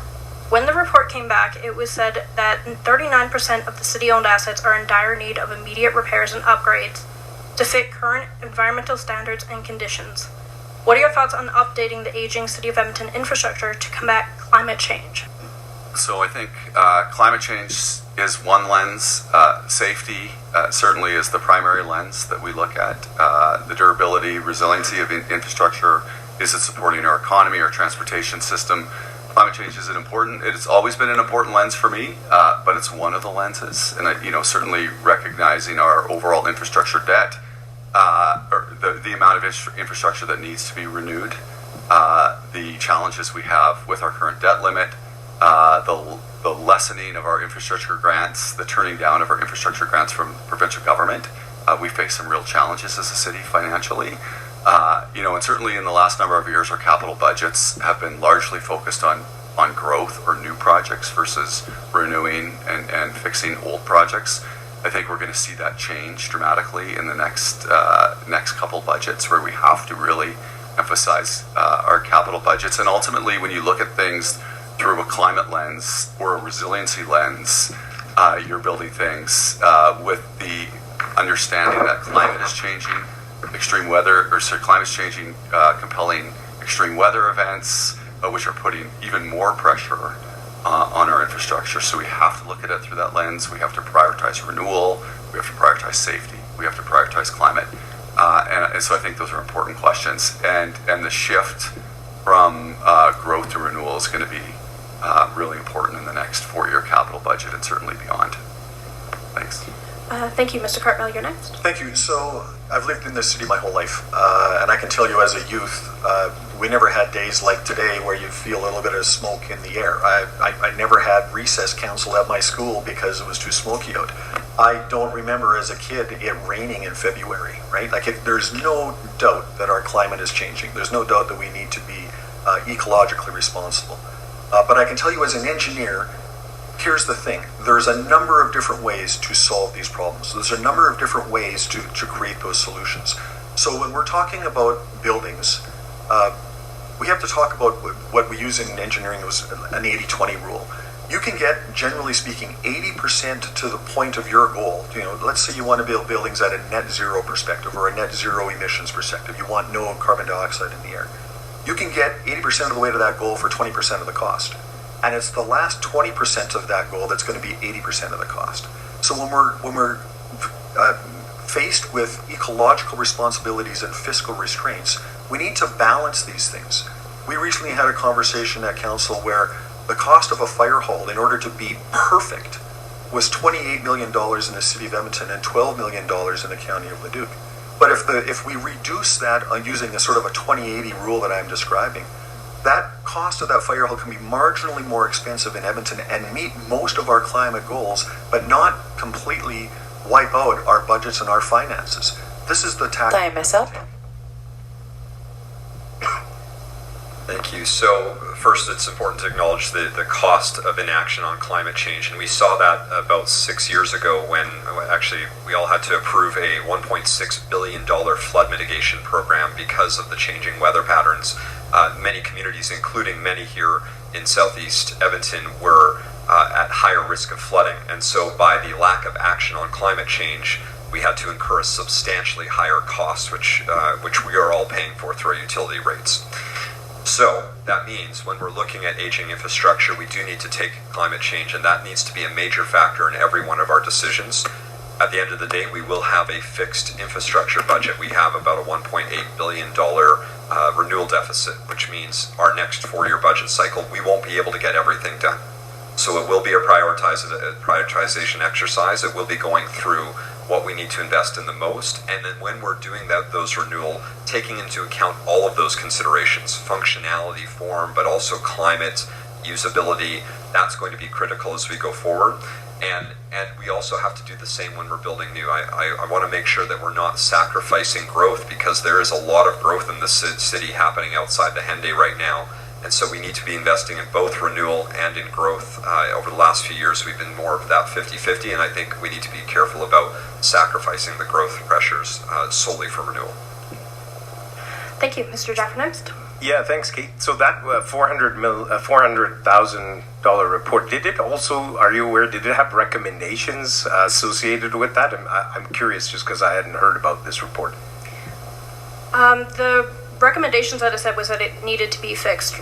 So it just basically listed the things. Okay. Yeah. Well, you see, the capital budget infrastructure, especially when it comes to environmental areas and such, there are ways to leverage federal money and provincial money to work together. I mean, the city can't go at it alone, especially now when we have a lot of incentives put in place for cities to move in more net zero, to create better efficient buildings and do things. So again, having that leadership of knowing how to leverage and work with the federal government and the provincial government will be crucial, because we can't continue to squeeze Edmontonians for more money and more money. We need to look at ways to leverage other pools that are out there. So that's one thing. But I know that one of the other things that we do need to do is obviously coordinate more effectively on the environment file. And even though we know that our provincial friends may not have the same views, we do need to be able to sit at the table with them and leverage the ability. If this is an interest for Edmontonians, and we know it is, climate is a concern for everybody, we have to focus on those issues of infrastructure and other areas of building and bring it to the table and say, let's start with this, let's focus on how we can work together and move that forward. And I believe that can be done with the right leadership. Thank you. Mr. Walters, you had I was going to say the leadership is really important on this question, and I'm glad that the stormwater drainage question was brought up in terms of resilience. Edmonton in 2014 was given a D for flood mitigation preparedness. Nationally, one of the least prepared countries or cities in the country.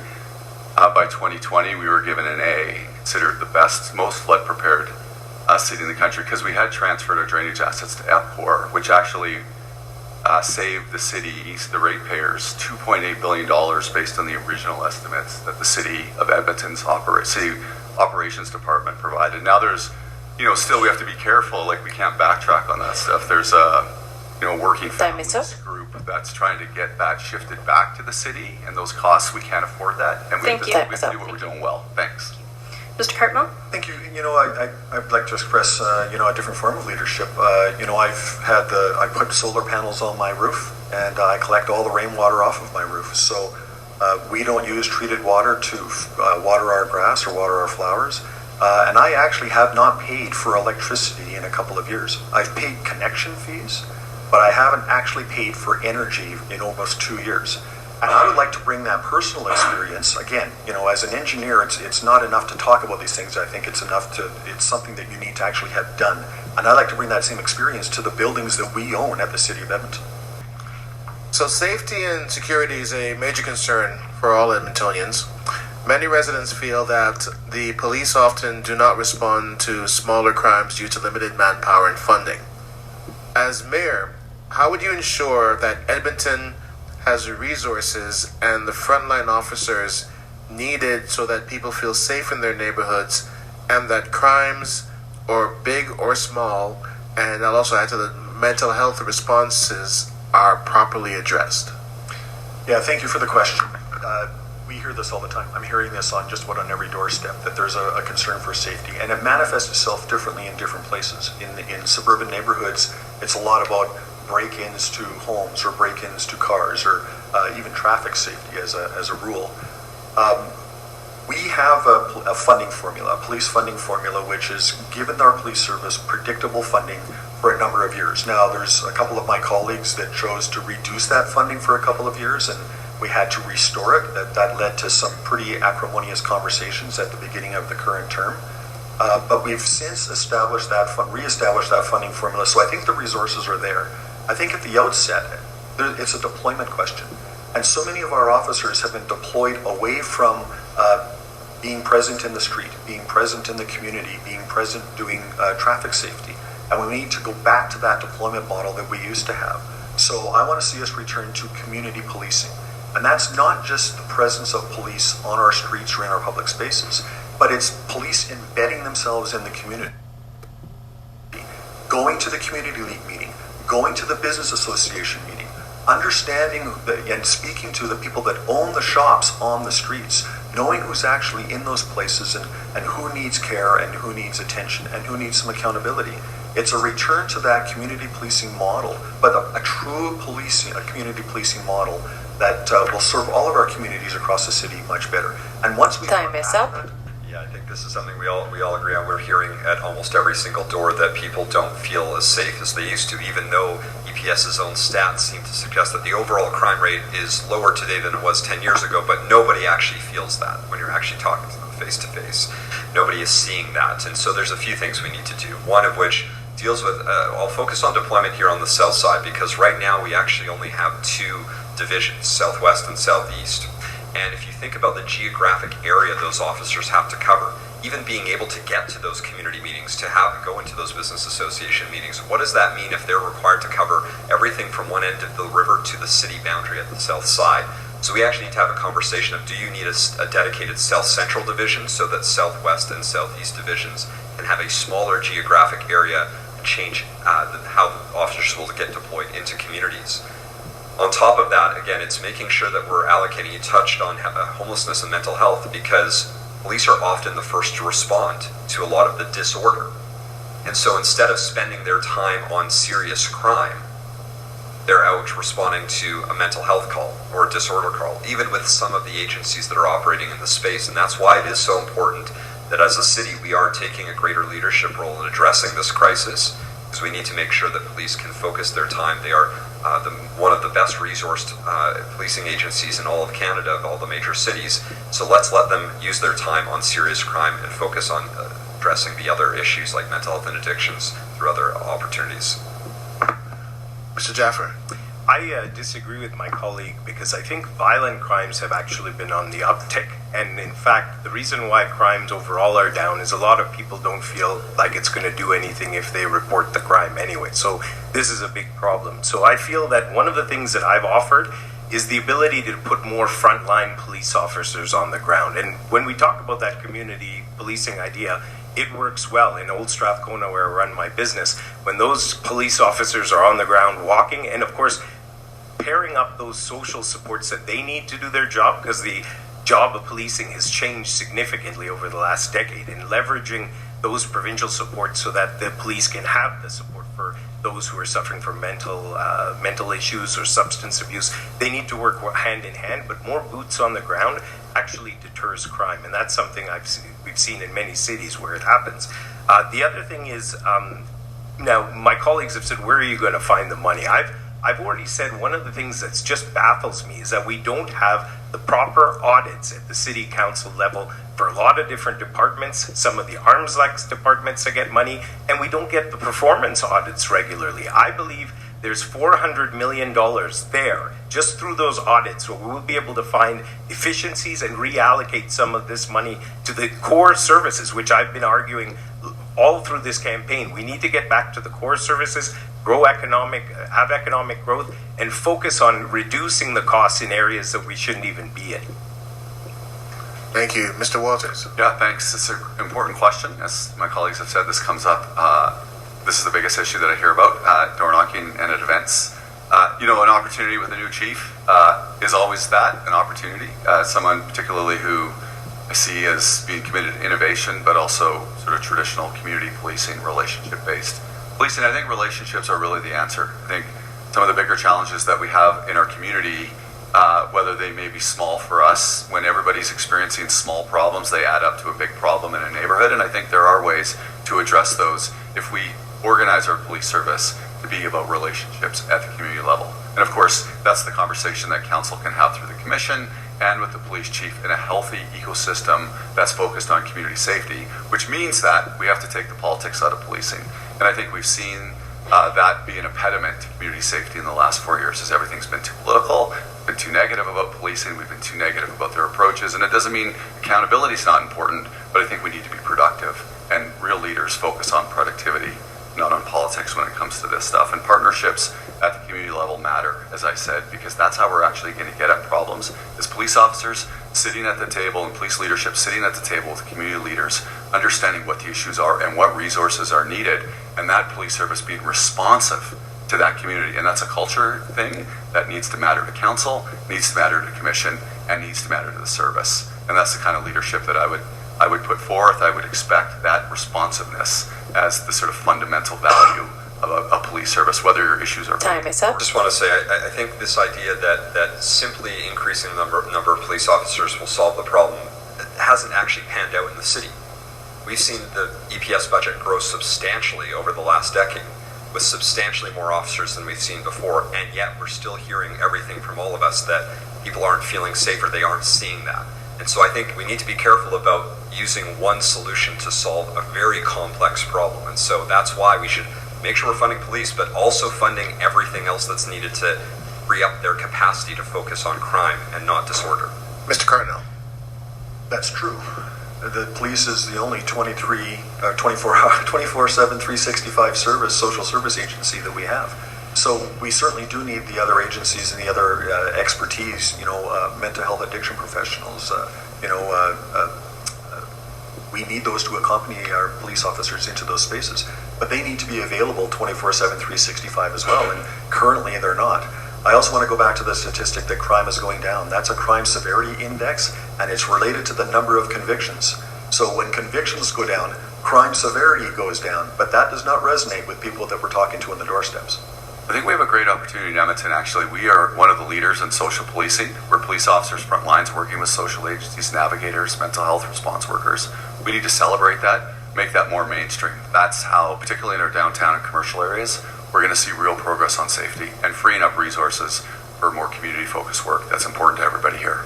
Now, if I could ask a quick follow-up question. Mr. Knack, earlier in the debate, you had mentioned the spend on EPS is the single biggest envelope with the city.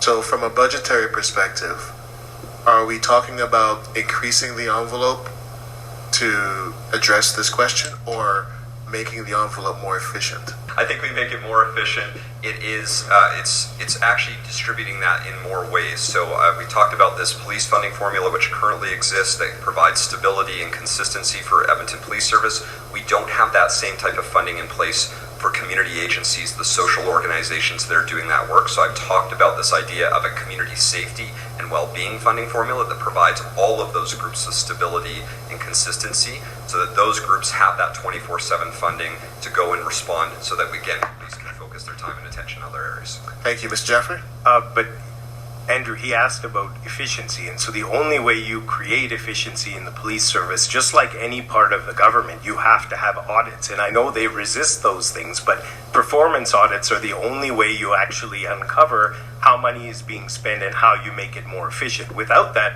it's a blank check, and that's what's been happening, and that's why there's no accountability. That's why we're in the problem that we're in today with the crime as high as it is. Mr. Walters? Yeah, I think, when we created the police funding formula, we described it as putting our police service on a diet, and it was to avoid, big increases that were unsustainable over a long period of time with an X factor or an efficiency factor built in. That's the nature of the formula, to keep police costs reasonable, but make sure we have enough funding in this system to keep people safe and to work in partnerships. Just a note on the community safety well-being idea. There is a community safety well-being fund today, which one thing I've heard in this campaign across the city, it's not well regarded, it's not well used, it's not focused. So I think before we create a whole new system, we have to make sure that fund is spent properly, helping our communities be safer. Mr. Carmel. And it starts with that that social service ecosystem that is a subset of our nonprofit part of our economy having proper wages, living wages, having multi-year funding that is predictable funding so that they can walk hand in hand with our police service and bring the service that we need, bring the attention we need, bring the resource we need to the situation in the moment as a collaborative effort from all agencies in our social service ecosystem. It's going to be part efficiencies and part proportionally increasing the budget, the police budget, with the rest of the city budget. Thank you. Wonderful. So I'm going to get now Mr. Boutard to address some of the questions that we have been receiving, right, from the audience. First question is, on one hand, all three levels of the governments are asking to build more homes and make it fast. We need more homes. We have lots of influx of the population. But on the other hand, with the city, the timeline for the permits and the inspection inspector were booked for 3 weeks. If they want to rebook them, it's 3 weeks again. How you can make sure that red tape is taken away or make it efficient to build homes in the city? I'll start with Mr. Jaffer. Thank you. I've addressed this in my platform because I've seen that even though there are certain areas of our permitting that's not bad, there's certain other areas, about 1/3, that where we're very far behind on the permitting, which adds cost to development, adds cost to building, adds cost to even in small businesses that are waiting to get permitting. So I want to try to focus in a way to be able to create more efficiencies. There's ways to look at maybe AI or other things to help speed the process during the beginning of the permitting, but give a 30-day hard stop. If the bureaucracy doesn't process those permits within 30 days, they're green lighted. Because I think we have to light a fire under the bureaucrats who deal with permitting to say that this costs our city too much in foregone capital on people who look at investing in other places because we're not doing it efficiently. So we need to speed up that process and show to the business community and others that we are open for business. We're going to make it less costly, less red tape. Mr. Ward? Yeah, I think we've been, resting on our laurels to some degree. We talk about how we have the fastest residential permitting program in the country, but we're still adding our red tape still adds significant cost per household, per home sale in our city. So we have to do things.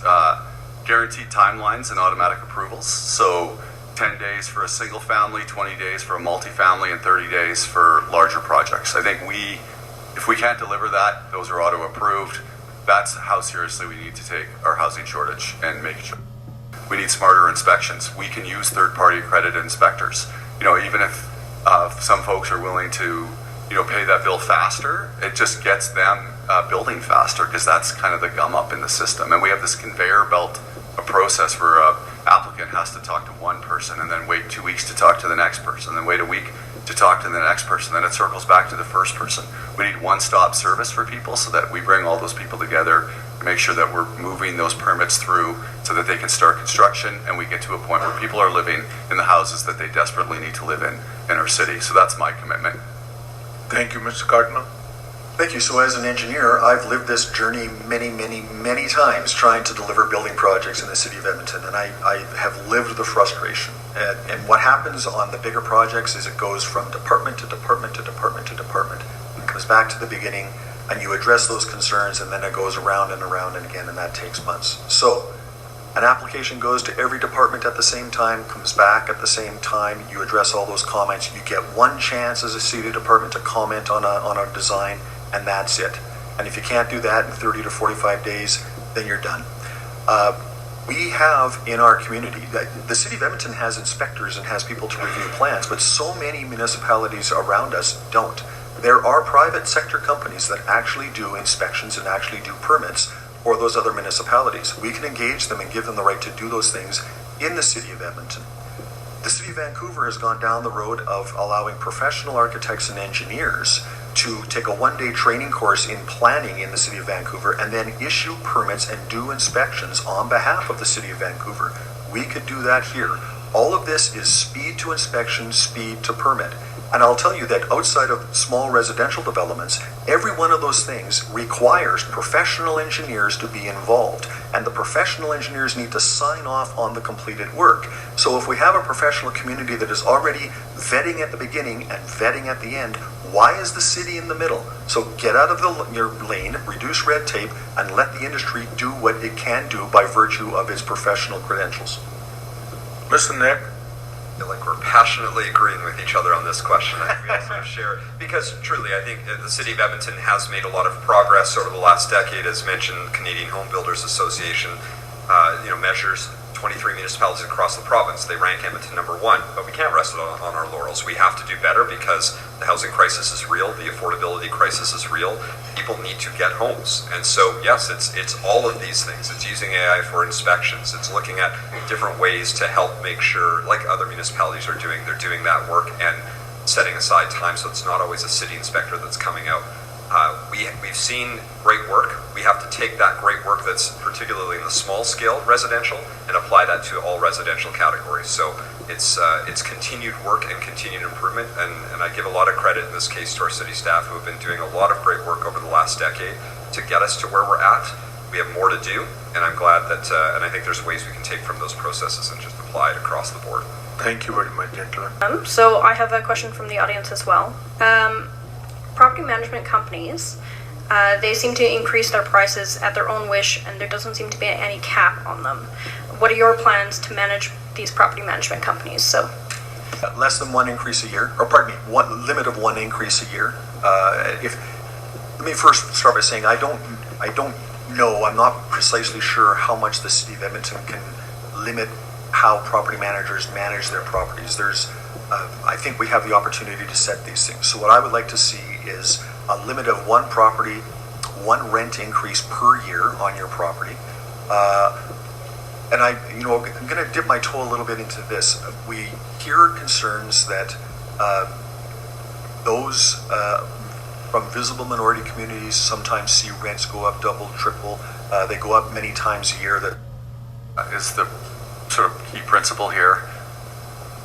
When people are, being doubled up on rent increases a year, it does make the city less affordable for them. It makes their life less affordable. They can't afford to buy food or put their kids in sports, which these have lingering costs onto the future that they're gonna add up. So I think there is fairness principles. So again, advocating for a once a year increase is reasonable. I think there's other ways to drive savings for large property owners that can be passed on to renters as well, back to our energy efficiency question, as we're, particularly in large buildings, through energy retrofits that really affect poor people because they're living in older buildings often.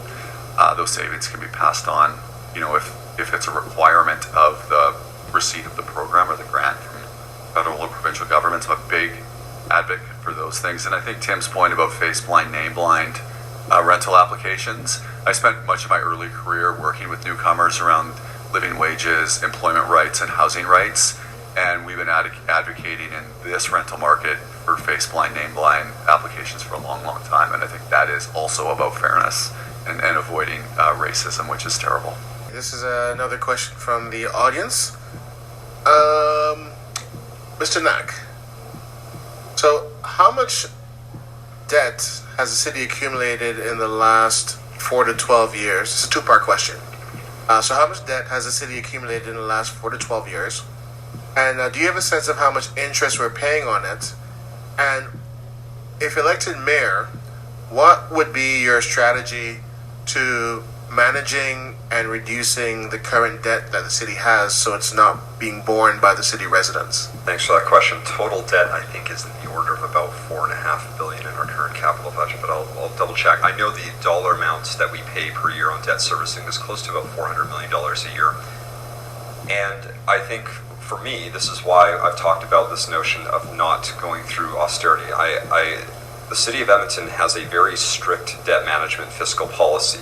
It's actually more strict than what the provincial government allows municipalities to borrow to. And that has been used thoughtfully over the years to build things like the Valley Line LRT here, the various rec centers that we've seen, fire halls, roadways expansions. debt is used to help build infrastructure so that it can be used more quickly by the people who are living here today.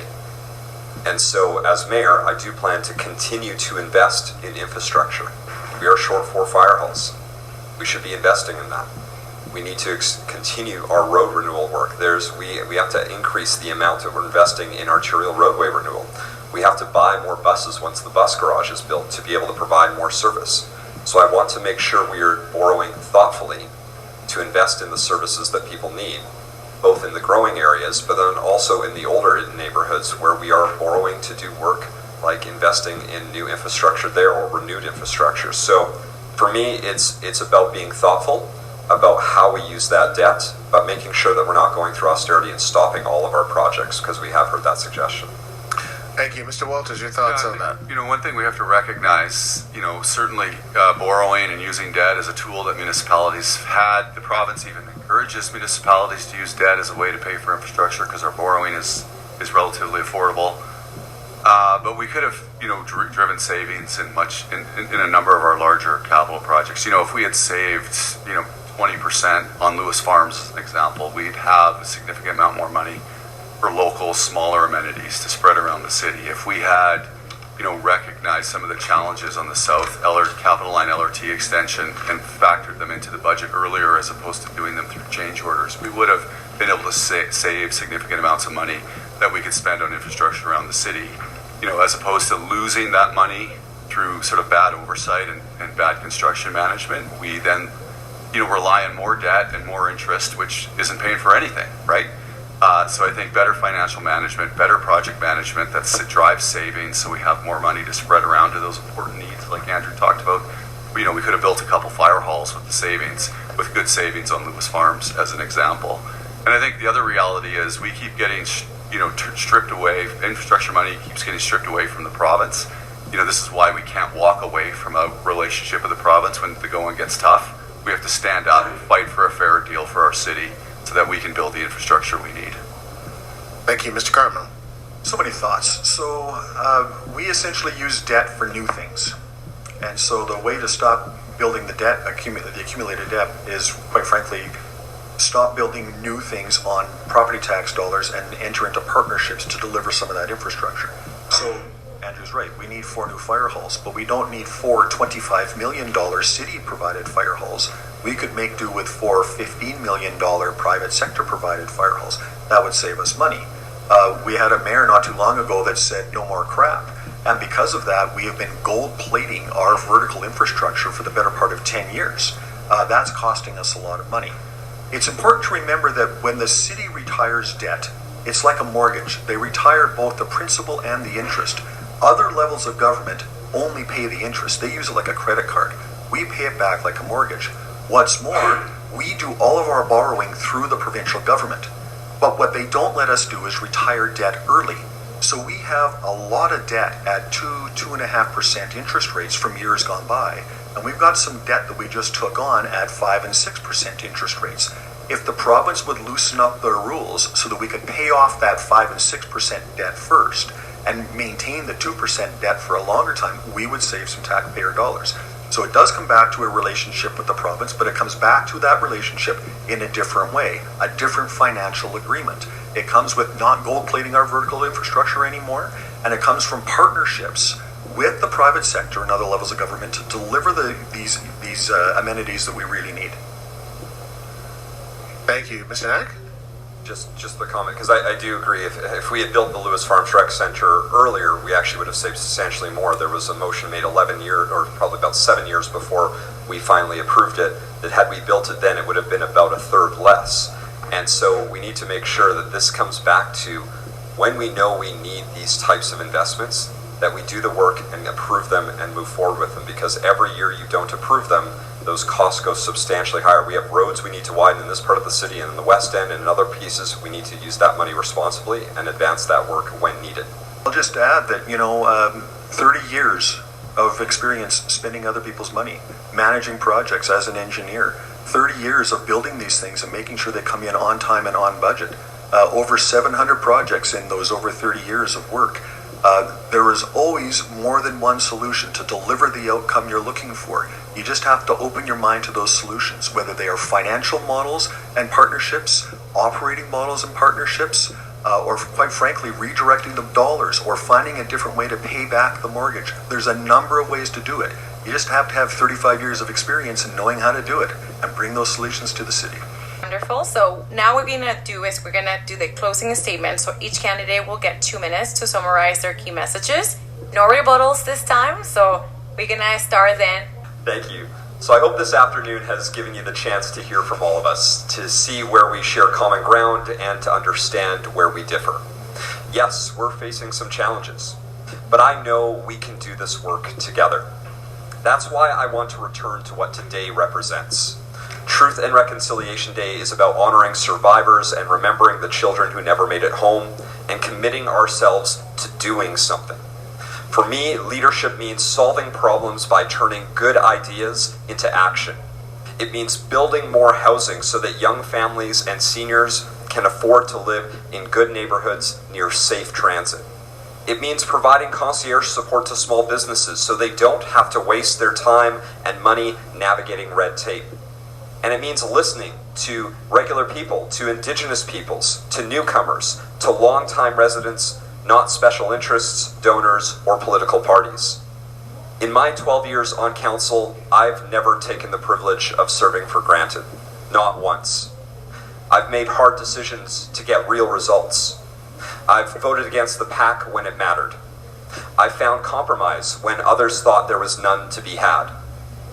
And I've reached across divides and united people behind solutions. And I've always done it with purpose, not ego. As your mayor, I will work to protect and improve the services that make our communities stronger. I'll lead with integrity, and I'll keep bringing people together to make Edmonton more affordable, more safe, and more ambitious. Because when we work together, there is nothing this city can't achieve. Thank you. They don't feel like they're getting value for the taxes they pay. Core services aren't keeping up. Projects overlap and drag on. And too often people don't feel safe in their own city. This must change. I'm an engineer and business owner, not a career politician. For me, leadership has always meant cutting through the excuses, demanding accountability, and making sure projects are done right. As your mayor, I'll do the same. Ask the right questions, stop waste and overlap, and make sure taxpayers get the core services and safe communities that they're paying for. I know we can build it better because I've done it my whole life. And I know that a great city doesn't have to cost more. It just has to be managed better. But no mayor can do this alone. One vote at City Hall won't change the direction of a city. That's why I built the Better Edmonton team. With the right plan, the right team, and the most experience, we'll hit the ground running the day after the election. In the first 100 days, Edmontonians will see results. Safer streets, smarter spending, and services that work. We can't afford to waste any more time. On October 20th, I ask for your vote and for your support of the Better Edmonton team. Together, we can restore trust, deliver results, and build a city that works for everyone. Thank you.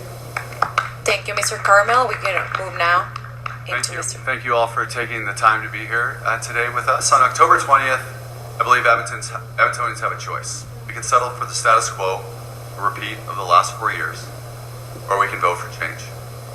The last 4 years have left too many people feeling frustrated, divided, and stuck. But I believe our best days in the city. This is our moment to turn the page. For too long, City Hall has clung to an outdated mindset that growth must mean excessively higher taxes. That broken model is unsustainable. And if nothing changes, your taxes will rise, again, nearly 28%, while your income barely grows and businesses leave our city. This math doesn't work for families. So I will use the power of the mayor's office also to address the most important issues. I'd like to work alongside your community to stop the horrifying extortions targeting families and businesses. No one should have to live in fear in our city. We will act together with courage and with urgency to end this criminal activity and make sure every community feels safe, secure, and supported in our city. And that's why it matters to have a seat at the City Hall table, a voice that understands how to change the mindset and deliver a city that works, a city where we tackle public safety and homelessness head on, where people don't spend summers stuck in gridlock and winters praying for a plow, where our kids feel safe on the LRT, and where they can one day afford to buy a home. So I will lead a city where families, businesses choose to stay, grow, and thrive, a city that is beautiful, that is connected, and that is enduring. So tonight, I ask you, join me. Let's build a safer, more affordable Edmonton. Let's build a city that we can all be proud to call our home. Thank you so much. Thank you very much, Mr. Walters. So now, ladies and gentlemen, this concludes today's mayoral candidates debate. And on behalf of my Radio 580 AM and our community partners, we sincerely thank all the candidates for your time, ideas, and dedications to serving our city. We also extend our gratitude to our audience here today and to those listening live on air. Your engagement and participation are what makes democracy thrive. As we close, let us remember that we are gathered here on Treaty 6 territory, the homeland of the Métis Nation, and that as we move forward together, may we do so with respect, unity, and shared commitment to building a stronger and more inclusive Edmonton.